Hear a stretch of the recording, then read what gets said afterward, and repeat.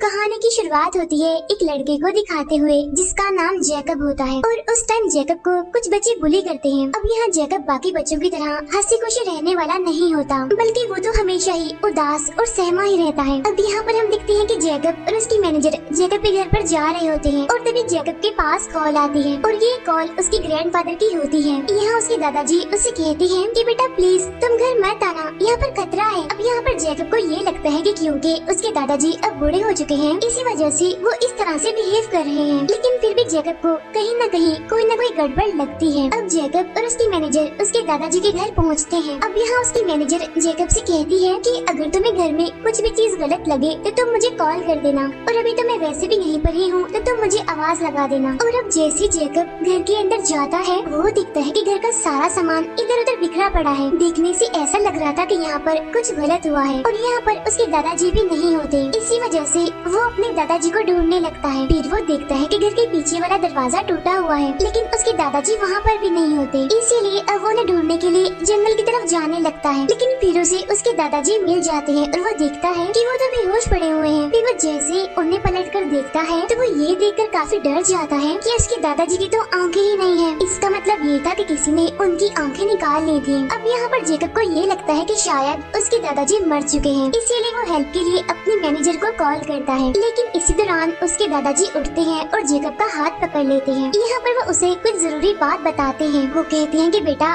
तुम मुझ पर यकीन करो और तुम्हें एक टाइम लूप यानी कि 1943 में एक आइलैंड पर जाना होगा। वहाँ पर तुम्हें एक बर्ड मिलेगी जिसने इंसान का रूप लिया होगा और वो तुम्हें सब कुछ बता देगी। अब यहाँ पर जैकब को कुछ भी समझ नहीं आती कि आखिर उसके दादाजी उसे क्या कहना चाह रहे हैं। और फिर जैसे जैकब अपने सामने देखता है तो वहाँ पर एक काफी बड़ा क्रिएचर होता है जो कि जैकब पर हमला करने के लिए आगे बढ़ रहा था। और तब जैकब जल्दी से अपने मैनेजर को आवाज लगा देता है और वो मैनेजर जैकब के कहने पर पीछे मुड़कर गोली चलाती है, लेकिन उस मैनेजर को तो वहाँ पर कुछ भी दिखाई नहीं दे रहा था और सिर्फ जैकब ही था जो उसे देख पा रहा था। अब जैकब अपने दादाजी की मौत की वजह से काफी अपसेट था, इसीलिए उसे एक साइकाइट्रिस्ट के पास जाने की जरूरत पड़ जाती है। यहाँ वो अपने साइकाइट्रिस्ट को सब कुछ बता देता है कि कैसे उसके दादाजी उसे मॉन्स्टर्स क्रिएचर्स की कहानियाँ सुनाया करते थे और तो और कुछ जादुई बच्चों की कहानियाँ भी वो सुनाया करते थे और उन जादुई बच्चों के पास खास किस्म की पावर्स हुआ करती थी। और ऐसी ही और भी बहुत सारी कहानियाँ वो मुझे सुनाया करते थे जिन पर यकीन करना शायद काफी मुश्किल है। फिर एक बार उसके ग्रैंडफादर ने उसे एक आइलैंड की कहानी सुनाई जहाँ पर बहुत सारे जादुई बच्चे रहा करते थे और तो और वहाँ पर मॉन्स्टर्स भी थे। अब क्योंकि उस टाइम जैकब काफी छोटा था, इसी वजह से वो इन कहानियों को सच मानने लगा था और वो इन कहानियों को बाकियों के साथ शेयर भी करना चाहता था। और इसी वजह से जब वो ये कहानियाँ अपनी क्लास के बच्चों को बताता है तो वो सारे बच्चे उसका मजाक बनाने लगते हैं, उस पर हंसने लगते हैं क्योंकि ये सब कुछ तो कहानियाँ थी। अब जैसे जैसे जैकब बड़ा होता जा रहा था उसका भी इन कहानियों पर से यकीन उठता जा रहा था, क्योंकि अब उसे भी ये सब कुछ रियल नहीं लग रहा था। हालांकि उसके दादाजी उसे यकीन भी दिलवाते हैं कि नहीं बेटा मैं तुम्हारे साथ कभी भी झूठ नहीं बोलूंगा और ये सारी कहानियाँ सारी चीजें सच हैं। अब यहाँ पर जैकब और उसके फादर की ताल्लुक कुछ ज्यादा खास नहीं थे, इसी वजह से जैकब अपने ग्रैंडफादर के साथ ही रहा करता था। लेकिन अब क्योंकि उसके ग्रैंडफादर की तो मौत हो गई थी तो इसीलिए अब वो अपने पेरेंट्स के पास शिफ्ट होने वाला था। फिर जब वो अपने घर जाता है तो वहाँ पर एक पार्टी चल रही होती है। उस पार्टी में एक लेडी जैकब को एक किताब देती है और ये किताब उसके दादाजी की होती है। अब जैकब जब इस किताब को खोलता है तो उसमें एक पोस्ट कार्ड होता है और ये पोस्ट कार्ड आज से तकरीबन 2 साल पहले का था और इस पोस्ट कार्ड को एक लेडी ने लिखा होता है जिसका नाम मिस पेरिग्रीन था। उसमें लिखा होता है कि हम सब यहाँ पर बिल्कुल ठीक हैं, काफी खुश हैं और आप कैसे हैं? मैं और सारे बच्चे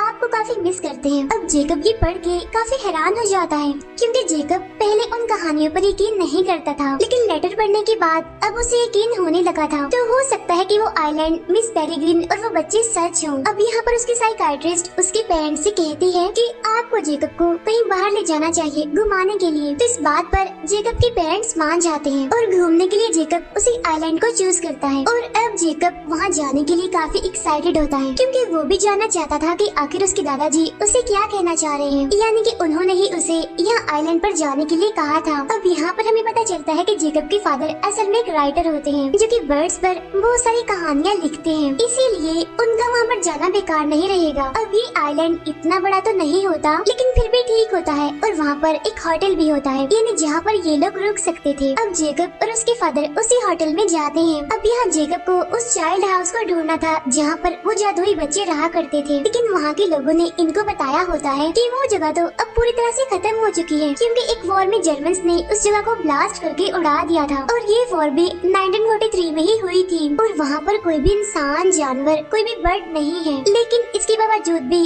जेकब उस जगह पर जाना चाहता था। कुछ टाइम के बाद जेकब उस चाइल्ड हाउस में पहुँच जाता है और ये घर अब पूरी तरह से खंडर बन चुका था, क्योंकि ये सच में बुरी तरह से तबाह हो चुका था। लेकिन ये जगह उसे बिल्कुल वैसे ही लगती है जैसे उसके फादर ने उसे बताई थी अपनी कहानियों में। अब देखते ही देखते उसे वहाँ पर किसी का साया दिखाई देता है और ये साया एक लड़की का होता है जो कि असल में जेकब की दोस्त होती है। और अब यहाँ पर जेकब को और भी बच्चे दिखाई देते हैं। अब क्योंकि यहाँ पर और कोई तो नहीं था, इसी वजह से उसे लगता है कि ये बच्चे भूत हैं। बच्चों को देखने की वजह से उसे डर लगने लगता है, इसीलिए डरते डरते वो वहाँ से भागने लगता है। भागते भागते वो एक जगह पर गिर जाता है और फौरन ही बेहोश हो जाता है। फिर जब उसे होश आता है तो देखता है कि वो बच्चे तो अब उसके सामने खड़े हुए हैं। यहाँ जेकब उनसे पूछता है कि तुम इंसान हो या फिर भूत हो, और मुझे बताओ कि मैं मर चुका हूँ या फिर तुम मरे हुए हो। तो वो बच्चे कहते हैं कि कोई भी नहीं मरा यहाँ पर, और हमें मिस पेरिग्रीन ने बताया था कि तुम यहाँ पर आ चुके हो। और अभी बच्चे जेकब को अपने टाइम लूप में ले जाने की कोशिश करने लगते हैं। अब यहाँ पर जेकब को किसी भी चीज पर यकीन नहीं आ रहा था, इसीलिए वो वहाँ से भागकर अपने फादर के पास जाने लगता है। लेकिन हम देखते हैं कि अब वो अपने टाइम में नहीं था, बल्कि वो तो उस टाइम लूप में एंटर कर चुका था, क्योंकि अब वो आ चुका होता है 1943 में। और ये जगह असल में एक बार होती है जो कि प्रेजेंट टाइम में अब होटल है। यहाँ पर जेकब को देखकर वो सब उससे पूछते हैं कि कौन हो तुम, और उसे मारने के लिए उसकी तरफ बढ़ते हैं, क्योंकि ये टाइम 2016 नहीं था बल्कि 1943 था और कोई भी जेकब को यहाँ पर नहीं जानता था। और इसी टाइम यहाँ पर वही जादुई बच्चे आ जाते हैं। यहाँ आकर वो जेकब की जान बचा लेते हैं, लेकिन जाते जाते वो उस बार को तबाह कर देते हैं, यानी कि वो उसमें आग लगा देते हैं और अब वो जेकब को अपने साथ लेकर वहाँ से भाग जाते हैं। अब ये देखकर जेकब काफी हैरान होता है और उन बच्चों से पूछता है कि क्या मुझ में ही ऐसी जादुई पावर्स पाई जाती हैं? क्या वो तबाही मैंने की थी वहाँ पर? लेकिन तभी यहाँ पर एक बच्चा जो कि इनविजिबल होता है वो बोलता है कि तुमने नहीं, ये सब कुछ मैंने किया है, क्योंकि इस बच्चे को कोई भी नहीं देख सकता था जब तक कि वो कोई कपड़े न पहने। अब ये सारे बच्चे जेकब को उसी चाइल्ड हाउस में ले आते हैं। अब यहाँ आकर जेकब देखता है कि ये जगह अब खंडर नहीं है, बल्कि चाइल्ड हाउस काफी खूबसूरत और बिल्कुल सही सलामत है। हर तरफ हरियाली ही हरियाली है। और तब यहाँ पर अंदर से एक लेडी बाहर आती है और यही लेडी मिस पेरिग्रीन होती है। वो यहाँ पर जेकब को वेलकम करती है और तब जाके जेकब को यकीन होता है कि ये सब कुछ बिल्कुल असली है, यानी जिनके बारे में उसके दादाजी ने उसको बताया था, आज वो उनसे मिल पा रहा है। यहाँ मिस पेरिग्रीन जेकब को बाकी बच्चों से मिलवाती है और उन सारे जादुई बच्चों के पास अलग अलग पावर्स होती हैं। वहाँ एक ऐसी लड़की होती है जो कि हवाओं से बातें करती है, क्योंकि वो बहुत ही हल्की होती है। वो आसमान में उड़ सकती थी और इसीलिए उसे हमेशा ही लोहे के शूज पहनने पड़ते थे। एक बच्ची ऐसी होती है जिसके सुनहरे कलर के बाल होते हैं और इसमें होती है आग की पावर, यानी कि वो आग को कंट्रोल कर सकती थी। किसी भी चीज को वो जला सकती है, किसी भी चीज को वो गर्म कर सकती है। वहाँ पर एक बच्चा ऐसा था जो किसी भी चीज को बनाकर उसमें अगर अपना ही बनाया हुआ दिल डालता था तो वो चीज जिंदा हो जाती थी। एक बच्ची ऐसी थी जो किसी भी पौधे को बड़ा कर सकती थी अपनी पावर से। एक बच्ची ऐसी है जो कि भारी से भारी चीज को भी आसानी से उठा लेती है। एक बच्चा ऐसा था जो कि हमेशा ही अपने पेट में बहुत सारी मक्खियाँ रखा करता था। एक बच्चा ऐसा था जो कि अपना फ्यूचर देख सकता था। दो बच्चे जो कि ट्विंस होते हैं वो हमेशा ही एक मास्क पहनकर रहते हैं, लेकिन फिलहाल यहाँ पर इनकी पावर्स नहीं बताई जाती। और ये सारे बच्चे इसी चाइल्ड हाउस में रहते हैं और इन सब का ख्याल रखने वाली मिस पेरिग्रीन होती है और वो भी इन बच्चों के साथ यहीं पर ही रहती है। इन बच्चों की जान बचाने के लिए वो बार बार टाइम लूप बनाती है। असल में वो इन बच्चों को बाकी दुनिया के लोगों से बचाती है। अब यहाँ पर जेकब कहता है कि मुझे अपनी दुनिया में वापस जाना है। तब यहाँ पर वो सारे बच्चे उसे कहते हैं कि प्लीज तुम मत जाओ और हमारे साथ यहीं पर ही रहो। जेकब को जाना तो था ही, तो वो बच्चे कहते हैं कि चल ठीक है चले जाना, लेकिन एक बार तुम हमारे साथ टाइम लूप जरूर देख लो, क्योंकि ये चीज काफी मजेदार है, हम काफी एंजॉय करते हैं। अब सारे बच्चे मिस पेरिग्रीन के साथ घर के बाहर आते हैं और तभी अचानक से यहाँ पर तेज बारिश होने लगती है और ऊपर से जर्मनी के प्लेन्स निकलना शुरू हो जाते हैं और तभी एक बड़ा सा बॉम्ब घर पर आकर गिरने ही वाला होता है। तो तभी वो घड़ी जो मिस पेरिग्रीन के पास होती है वो उसकी मदद से टाइम को रोक देती है। टाइम को रोकने के बाद वो उस टाइम को पीछे ले जाती है जहाँ पर ये लोग पहुँच जाते हैं 24 घंटे पहले। अब इसी चीज को टाइम लूप कहते हैं और इसी तरह वो टाइम को एक दिन पीछे करके इसी दिन को कई सालों से जी रहे थे और इसी वजह से ना तो उनकी उम्र बढ़ रही थी और ना ही वो आज के टाइम में यानी प्रेजेंट टाइम में एंटर कर रहे थे। अब यहाँ पर हम देखते हैं कि दो टाइम लूप हैं, यानी एक तो होता है प्रेजेंट टाइम जहाँ पर बाकी दुनिया के लोग जी रहे हैं और दूसरा होता है पास्ट यानी 1943। इसके बाद हम देखते हैं कि जेकब अपनी दुनिया में वापस आ गया है, यानी कि प्रेजेंट टाइम में 2016 में। यहाँ पर हमें पता चलता है कि 1943 में से जेकब ने एक लेटर चुरा लिया होता है और प्रेजेंट टाइम में आकर वो उस लेटर को पढ़ता है और ये लेटर असल में होता है अलर्ट करने के लिए कि जो दुश्मन है, जो हमारा विलन है, वो टाइम लूप को ढूंढ चुका है। अब यहाँ पर मैं आपको एक बात बताती हूँ, असल में टाइम लूप कोई एक नहीं है बल्कि ज्यादा सारे हैं और इन टाइम लूप्स को बनाने के लिए वही बर्ड्स होते हैं जो कि असल में प्रोटेक्टर होती हैं और ये प्रोटेक्टर पूरी कंट्री में काफी ज्यादा हैं और ये सारे प्रोटेक्टर अपने अपने जादुई बच्चों के साथ रहती हैं ताकि वो उनकी हिफाजत कर सके और बच्चों को बचाने के लिए वो एक के बाद एक टाइम लूप बनाती जाते हैं। अब उस लेटर में इसी बात के लिए अलर्ट किया गया था कि विलन ने उस लूप के बारे में पता लगवा लिया है, इसी वजह से वो बहुत जल्द मिस पेरिग्रीन पर हमला करने वाला है। इसीलिए मिस पेरिग्रीन को जल्द से जल्द एक टाइम लूप बनाना होगा क्योंकि अगर उस विलन को उनके ठिकाने का पता चल गया तो वो मिस पेरिग्रीन के साथ साथ उन बच्चों को भी मार डालेगा। अब जेकब इस लेटर को लेकर वापस से मिस पेरिग्रीन के पास आता है। अब यहाँ पर मिस पेरिग्रीन उसे डांटती है कि तुम्हें ये लेटर चुराना नहीं चाहिए था और ना ही इसे पढ़ना चाहिए था। इसके बाद जेकब की दोस्त उसे अपने साथ ले जाती है, वो उसे एक काफी बड़े और खूबसूरत समंदर में घुमाने के लिए ले जाती है। फिर वो उसे समंदर की गहराइयों में ले जाती है एक काफी बड़े शिप को दिखाने के लिए क्योंकि उस शिप को समंदर की गहराइयों में रखा गया था और ये शिप काफी सालों पुराना है। शिप में आने के बाद जेकब की दोस्त उसे एक बॉक्स दिखाती है और ये बॉक्स असल में उसके दादाजी का ही होता है। इस बॉक्स में से उसे एक मैप मिलता है। अब यहाँ जेकब की दोस्त उसको बताती है कि पावर्स तुम्हारे पास भी हैं क्योंकि बगैर पावर्स के कोई भी इस लूप को पार नहीं कर सकता और यहाँ तक नहीं आ सकता। यहाँ पर जेकब की दोस्त उसको ये भी बताती है कि मिस पेरिग्रीन बहुत अच्छी है, वो हमारी हिफाजत करती है विलन से। तब बाहर आने के बाद जेकब देखता है कि दूर एक काफी बड़ा मॉन्स्टर है जो कि इन लोगों पर ही हमला करने वाला है, लेकिन तभी मिस पेरिग्रीन उस पर हमला करके उसे मार डालती है। यहाँ पर जेकब की दोस्त उससे पूछती है क्या तुम उस मॉन्स्टर को देख पा रहे थे? तब जेकब कहता है कि हाँ बिल्कुल मैंने उसे देखा। तब ये सुनकर उसकी दोस्त कहती है लेकिन हम तो इसको नहीं देख पाते और ये ही तुम्हारी पावर है और तुम्हारे ग्रैंडफादर की भी सेम यही पावर थी, इसीलिए अब वो उसे फौरन मिस पेरिग्रीन के पास ले जाती है। यहाँ मिस पेरिग्रीन जेकब को बताती है कि ये बात हम काफी टाइम पहले से ही जानते थे कि तुम्हारे पास भी ये पावर्स हैं, लेकिन तुम्हारे दादाजी ने ये फैसला किया था कि तुम आम बच्चों की तरह ही अपनी जिंदगी गुजारोगे और तुमने आज तक बिल्कुल ऐसा ही किया। ये सारी बातें तुम्हारे ग्रैंडफादर ने तुम्हें बता ही देनी थी तुम्हारे 18th बर्थडे पर। ये कहकर मिस पेरिग्रीन उसे किताब दिखाती है और ये बुक काफी पुरानी होती है क्योंकि ये उनकी हिस्ट्री की बुक होती है। साथ ही साथ मिस पेरिग्रीन उसको ये भी बताती है कि हम सब पहले बहुत ही खुशहाल जिंदगी गुजारा करते थे, लेकिन हम में से ही कुछ ऐसे लोग थे जो कि इमोर्टल्स होना चाहते थे, यानी कि वो ऐसी जिंदगी गुजारना चाहते थे जो कि कभी भी खत्म ना हो। साथ ही साथ वो इस लूप से भी तंग आ चुके थे,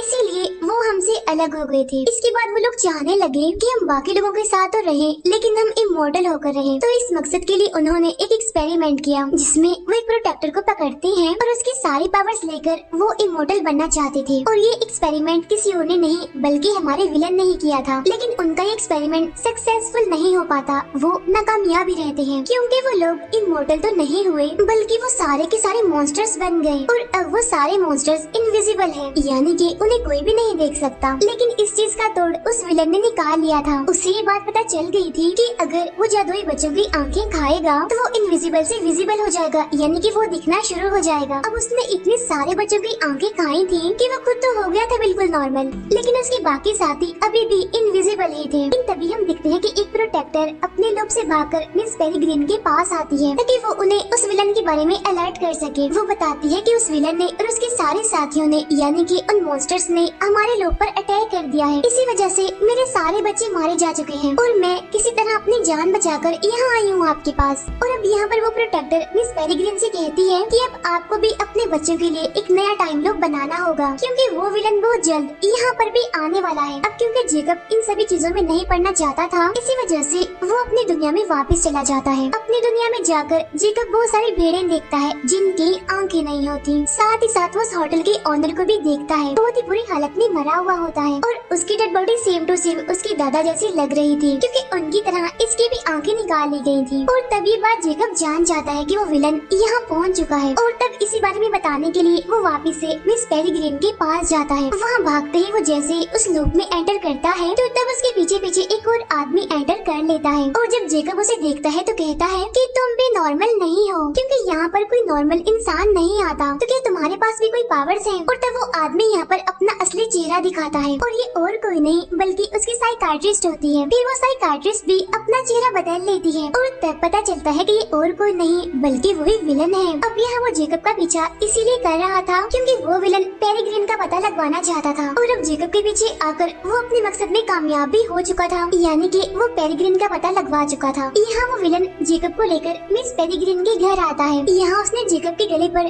तेज धार वाला हथियार रखा होता है। यहाँ आकर वो पेरिग्रीन को प्रिजनर बनने के लिए कहता है। अब यहाँ मैं आपको बताती हूँ कि आखिर वो विलन ये सब कुछ क्यों कर रहा था। असल में वो विलन अपने बाकी साथियों को नॉर्मल करना चाहता था और ऐसा करने के लिए वो एक और एक्सपेरिमेंट करना चाह रहा था और इस एक्सपेरिमेंट के लिए वो बहुत सारे प्रोटेक्टर्स का इस्तेमाल करना चाहता था, यानी कि अब एक नहीं बल्कि पहले से कई ज्यादा प्रोटेक्टर्स उसे चाहिए थी और इसी मकसद के लिए वो मिस पेरिग्रीन को भी पकड़ना चाहता था। इसी वजह से वो मिस पेरिग्रीन को उसके साथ चलने के लिए कहता है। तब यहाँ वो मान जाती है और वो अपने बच्चों को गुड बाय कहती है। जाते जाते वो जेकब से कहती है कि अब तुम भी सबसे खास हो, तुम्हें मेरी जगह इन बच्चों का ख्याल रखना है। मुझसे वादा करो कि तुम इन बच्चों का ख्याल रखोगे। और तब यहाँ पर पेरिग्रीन अपनी पावर का इस्तेमाल करके खुद ही केज में बंद हो जाती है, यानी कि वो अपने असली रूप में आ जाती है और बर्ड बन जाती है। अब जो दूसरी प्रोटेक्टर यहाँ तक भागकर आई थी वो अभी भी उन बच्चों के साथ ही थी। अब ये सब लोग जल्दी जल्दी उन मॉन्स्टर से बचने के लिए अपने घर को बंद करने लगते हैं। फिर थोड़ी ही देर के बाद एक खतरनाक मॉन्स्टर वहाँ पर पहुँच जाता है और सबसे पहले वो उसी प्रोटेक्टर पर हमला करके उसे मार डालता है। अब यहाँ पर उस मॉन्स्टर को सिर्फ और सिर्फ जेकब ही देख पा रहा था, इसीलिए यहाँ पर जेकब उस मॉन्स्टर को मारने की काफी कोशिश कर रहा था, लेकिन उस मॉन्स्टर को ज्यादा कुछ नहीं होता, बस वो थोड़ा बहुत जख्मी होता है। और वो बच्चे वहाँ से भागने की कोशिश करते हैं और किसी हद तक वो इसमें कामयाब भी रहते हैं। अब यहाँ पर बच्चे घर से बाहर तो आ चुके थे, लेकिन अब क्योंकि पेरिग्रीन यहाँ पर नहीं थी इसी वजह से वो आज का टाइम लूप चेंज नहीं कर पाते और ये वही बॉम्ब गिरने वाला दिन होता है। और अब देखते ही देखते जर्मन्स का बॉम्ब उस घर पर गिर जाता है, जिसकी वजह से वो चाइल्ड हाउस तबाह हो जाता है और अब वो सारे बच्चे सही सलामत उस घर से बाहर आ चुके होते हैं। इसके बाद वो मिस पेरिग्रीन को ढूंढने जाते हैं क्योंकि वहाँ पर और भी प्रोटेक्टर्स कैद हो सकती हैं। अब इनके पास वहाँ तक जाने के लिए सिर्फ और सिर्फ वही शिप होता है जो कि अब समंदर की गहराइयों में पड़ा होता है। अब सारे बच्चे अपनी अपनी पावर्स का इस्तेमाल करके उस शिप को चला देते हैं। अब जो नया टाइम लूप होता है यानी जो मिस पेरिग्रीन ने बनाना था वो असल में प्रेजेंट टाइम का ही होता है, यानी 2016 का, और जेकब के पास उसका मैप होता है जिसमें सभी टाइम लूप्स की जगह लिखी हुई थी। अब वो विलन अपने बाकी साथियों के साथ एक हॉल में बैठा होता है, यानी जहाँ पर वो एक्सपेरिमेंट करने वाला था। अब जेकब उन बच्चों के साथ एक प्लान बनाता है यहाँ पर कि अब हमें किसी तरह करके उन प्रोटेक्टर्स को छुड़ाना है और साथ ही इस विलन का खात्मा करना है। और तब जेकब की फ्रेंड हवा में उड़कर वहाँ पर आती है और वो उस विलन से कहती है कि तुम अपने सारे साथी यानी कि ये सारे के सारे मॉन्स्टर्स मेरे पीछे भेजो, वरना तो मैं तुम सभी को मार डालूंगी, क्योंकि वैसे भी अभी अभी मैं एक मॉन्स्टर को मार कर आ रही हूँ। अब इस बात पर वो विलन बिल्कुल भी यकीन नहीं करता, वो उनका मजाक बनाने लगता है कि आखिर ये बच्चे क्या कर सकते हैं। फिर वो विलन अपने बाकी साथियों को उन बच्चों के पीछे भेजता है। अब यहाँ पर उन बच्चों ने एक समझदारी की होती है, उन्होंने यहाँ पर एक प्लान बनाया होता है कि सबसे पहले वो उन मॉन्स्टर्स जो कि इनविजिबल हैं उन पर बर्फ फेंकेंगे, बाद में उन पर कैंडल्स फेंकेंगे ताकि वो इनविजिबल से विजिबल हो जाएं और सबको नजर आने लगे। और वो बच्चा जिसके पास ये पावर होती है कि वो मरे हुओं को जिंदा कर सकता था, वो यहाँ पर बहुत सारे स्केलेटन्स को जिंदा कर देता है और इस तरह से यहाँ पर स्केलेटन की एक फौज बन जाती है। स्केलेटन की ये फौज उन मॉन्स्टर्स पर जबरदस्त हमला कर देती है और ये एक के बाद एक मॉन्स्टर्स को मार गिराते हैं। इसके बाद ये बच्चे उस विलन के पास पहुँचते हैं, लेकिन अब यहाँ फाइट के दौरान वो बच्चे हमें कमजोर पड़ते हुए दिखाई दे रहे थे, लेकिन फिर भी वो हिम्मत नहीं हारते बल्कि अपनी पावर्स का इस्तेमाल करके उस विलन के सारे साथियों को मार गिराते हैं। यहाँ जेकब की फ्रेंड उस विलन को रोकने की कोशिश करती है। तब जेकब भागता है सारे प्रोटेक्टर्स को आजाद करने के लिए। असल में वो सारे प्रोटेक्टर इस टाइम केजेस में बंद होती हैं और उन्हीं में मिस पेरिग्रीन भी होती है। तब जेकब उन सारे केजेस को खोल देता है और सारे प्रोटेक्टर्स को आजाद कर देता है, लेकिन तभी वो विलन भी वहाँ पर पहुँच जाता है और वो जेकब को पकड़ लेता है। और अब बाकी बच्चे जैसे ही उनके पास पहुँचते हैं तो वो देखते हैं कि यहाँ पर एक नहीं बल्कि दो जेकब हैं, क्योंकि उस विलन के पास ये पावर होती है कि वो किसी का भी रूप ले सकता है। इसी वजह से उसने यहाँ पर जेकब का रूप लिया होता है। अब जेकब के साथी कंफ्यूज हो जाते हैं कि आखिर असली जेकब कौन सा है। अब वो दोनों ही खुद पर यकीन दिलवाने की कोशिश कर रहे थे, लेकिन इस दौरान जेकब को वहाँ पर एक मॉन्स्टर दिखाई देता है, लेकिन उस मॉन्स्टर को वो विलन नहीं देख सकता था और यहाँ जेकब उस मॉन्स्टर को बिल्कुल भी नहीं रोकता। अब उस मॉन्स्टर को भी ये बात पता नहीं चल पाती कि आखिर इसमें से जेकब कौन सा है और वो विलन कौन सा है। इसी वजह से वो उस विलन को पकड़ लेता है, लेकिन इससे पहले कि वो विलन वापस से अपने असली रूप में आकर दिखा सकता कि ये मैं हूँ, वो मॉन्स्टर उसकी आंखें निकाल कर खा लेता है और अब यहाँ पर उस विलन का खेल भी खत्म हो जाता है, यानी कि वो मर जाता है। इसी दौरान जेकब एक हथियार उठाता है और वो उस मॉन्स्टर को भी मार डालता है और इस तरह से एक एक करके सारे मॉन्स्टर्स मारे जाते हैं। और अब बच्चों को वापस से अपने टाइम लूप में यानी कि 1943 में जाना था, क्योंकि ये टाइम लूप 2016 का होता है और अगर वो यहाँ पर रह गए तो वो एक ही सेकंड में अपनी उम्र चेंज कर लेंगे और इतनी बड़ी तब्दीली से शायद उनकी जान भी जा सकती है। और अब यहाँ पर जेकब को उन्हें गुड बाय कहना पड़ता है। अब हालांकि जेकब भी उनके साथ जाना चाहता था, लेकिन उसकी दोस्त उसे कहती है कि नहीं जेकब, तुम यहीं पर ही रुको क्योंकि यहाँ तुम्हारी ज्यादा जरूरत है। इसके बाद वो भी जेकब को